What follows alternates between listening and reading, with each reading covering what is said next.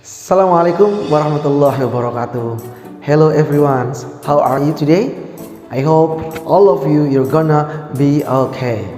Yeah, in this opportunity we will learn together about personal pronoun as a subject and an object.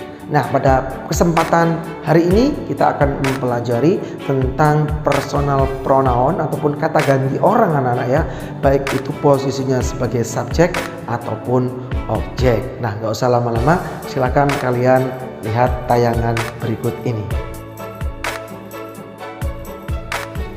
Nah, di sini ada I, kemudian ada me. I dan me memiliki arti yang sama, adalah saya. Tapi dalam penggunaan bahasa itu berbeda. I, saya yang berposisi sebagai subjek ataupun pelaku, kemudian me posisinya sebagai objek ataupun orang yang dikenai sasaran. Ya teman-teman. Kemudian contohnya sebagai pelaku, I go to the bathroom. I eat rice. I buy motorbike. I help my mother. I do my homework. Jadi I itu hanya bisa kita gunakan jika posisinya sebagai subjek ataupun pelaku. Bisa dipahami anak-anak? Oke. Kemudian yang kedua ada me. Me ini juga memiliki arti sama, yaitu saya, tapi penggunaan dan penempatannya yang berbeda. Me kita gunakan sebagai objek. Biasanya tempatnya kalau nggak di tengah ya di belakang, ya lebih banyaknya lagi di belakang.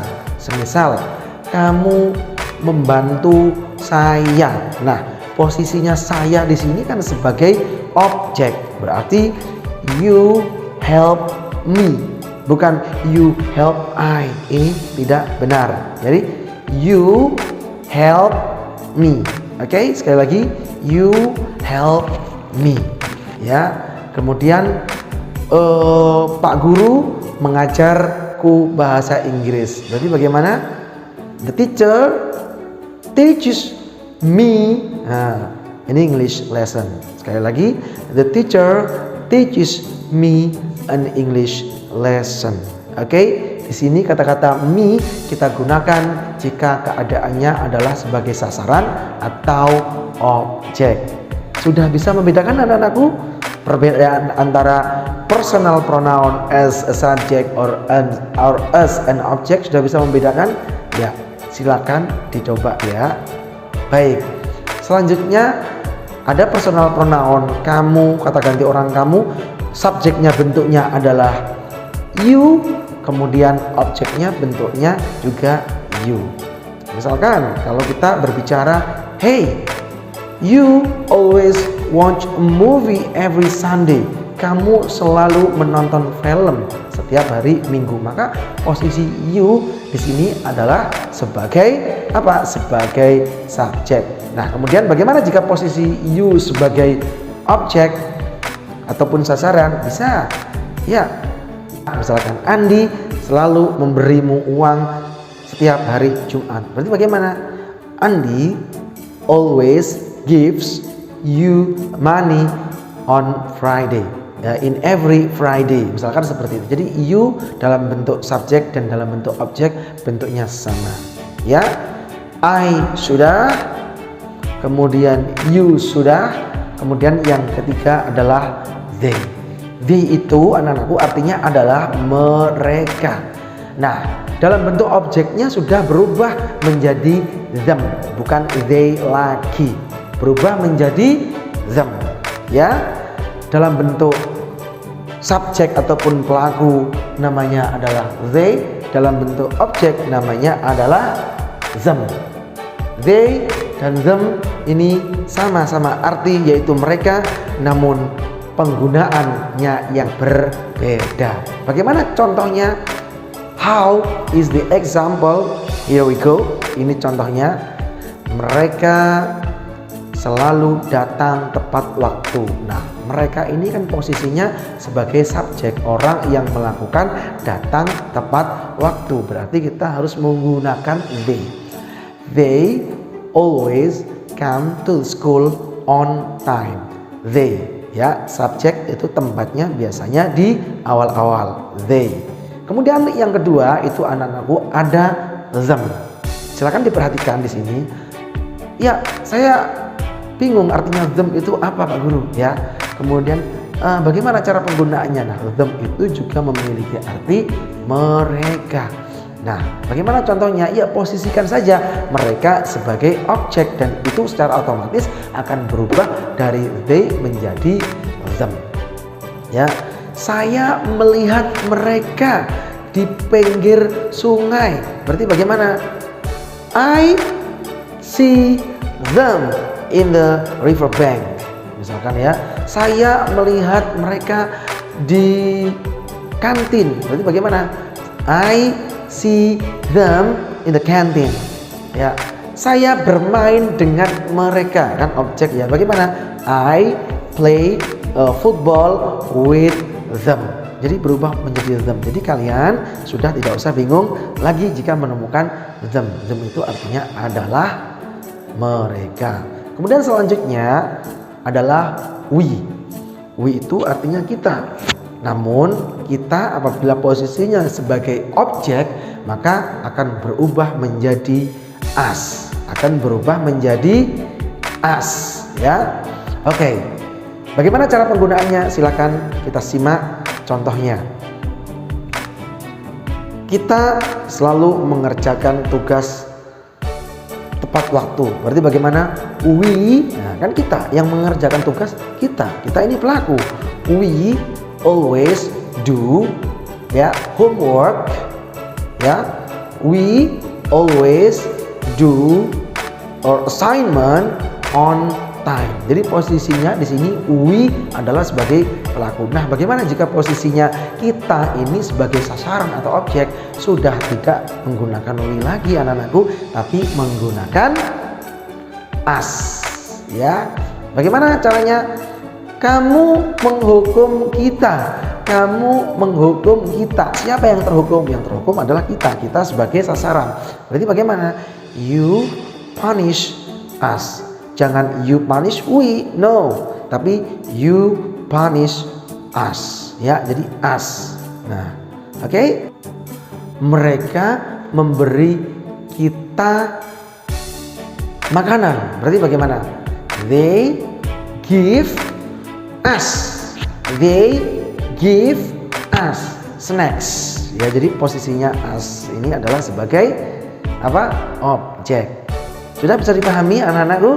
Ya, setelah ini silakan kalian bisa mempraktekkan lagi baik secara orally, secara lisan, kemudian you can also write that, kamu bisa menulis, and also you can try to practice it ya in some little conversation with your friend of course. Nah, selanjutnya itu adalah he, she, it. Bagaimana dengan penggunaan he? He itu adalah personal pronoun, kata ganti orang yang digunakan untuk mengganti orang ketiga tunggal ya. He artinya dia untuk orang laki-laki. Bagaimana bentuk objeknya? Bentuk objeknya berubah menjadi him. Berubah menjadi him ya. Contohnya bagaimana? Dia laki-laki berjalan di dalam kegelapan misalkan. Berarti bagaimana? He walks in the darkness. He walk in the darkness. Dia laki-laki membuka jendela setiap pagi. Berarti he opens the window every morning. Jadi posisinya adalah sebagai pelaku. Nah, bagaimana jika posisinya sebagai objek? Jika posisinya sebagai objek, maka berubah menjadi him. Oke, contohnya bagaimana? Him. Saya menatap dia setiap saat. Berarti bagaimana? I look at him every time. I look at him. Jangan I look at he. I look at him. Ya. Contoh yang terakhir, misalkan saya membantu dia ketika dia membutuhkan bantuanku. Berarti bagaimana? I help him when he needs my help. Oke? Paham ini anak-anakku ya? Nah, selanjutnya itu adalah she, digunakan untuk mengganti orang ketika tunggal tapi jenis kelaminnya perempuan. Jika posisinya sebagai objek ataupun sasaran, she akan berubah menjadi her. Apa? Her. Ya. She she subject and then her object. Nah, bagaimana? Dia apa enaknya ini? Dia membeli sayuran di pasar. Bagaimana? She buys vegetables, ya. She buys vegetables in traditional market. Ya, dia tempatnya di depan. Nah, bagaimana jika posisinya sebagai objek? Jika posisinya sebagai objek, kalian bisa menggantikan menjadi her, ya, her. Saya bertemu dia. Nah, dia kan objek kan sasaran, maka pakai her. Saya bertemu dia di lapangan Maron misalkan. I meet her in Maron Square, ya. Saya bertemu dia di pelabuhan. I meet her in harbor, ya, misalkan seperti itu. Dan yang terakhir anak-anakku adalah it. It digunakan untuk mengganti kata ganti apa itu namanya benda. Ya, it dalam bentuk subjek, it dalam bentuk objek juga berbentuk it. Oke? Nah, bagaimana? Kucing. Saya punya kucing. Dia tidur di keranjang dalam rumahku. Bagaimana? I have a cat. Dia kucing. Nah, digunakan untuk mengganti kata benda, ya. Kata benda. Oke? Gak cuma kata benda yang mati saja. Kata hewan juga bisa, tumbuhan juga bisa. Yang penting selain manusia. It digunakan untuk mengganti kata benda selain manusia, baik yang hidup ataupun yang mati. I have cat, I have table, I have necklace, I have bracelet, dan lain sebagainya, ya. Kalian untuk menggantikannya cukup dengan it. It bisa digunakan syaratnya kata bendanya harus tunggal, teman-teman, ya. Misalkan I have a cat, ya. It sleeps in the basket in my home, ya. Dia tidur di keranjang di dalam rumahku. Jadi kurang lebih seperti itu. Nah, bagaimana jika posisinya sebagai objek? Jika posisinya sebagai objek, ya tetap sama aja menggunakan it. Saya memberi dia makan. Memberi dia makan. Berarti bagaimana? I feed it. I feed it every morning. Saya memberikan dia makanan setiap hari. It juga bisa digunakan untuk mengganti kata ganti selain manusia. Oke, anak-anakku, ya.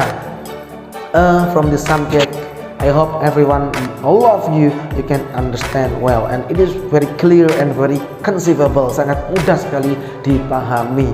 Ini adalah kunci untuk membuka agar kalian lancar dalam pembicaraan bahasa Inggris, karena personal pronoun itu paling sering digunakan, ya anak-anakku sekalian. Jangan lupa untuk bisa mempraktekkan ini dalam kehidupan sehari-hari apabila kalian benar-benar ingin menjadi good English learner, ya. Thank you so much for your nice attention. Terima kasih atas perhatiannya. Mudah-mudahan segera bisa. Terima kasih. Assalamualaikum warahmatullahi wabarakatuh.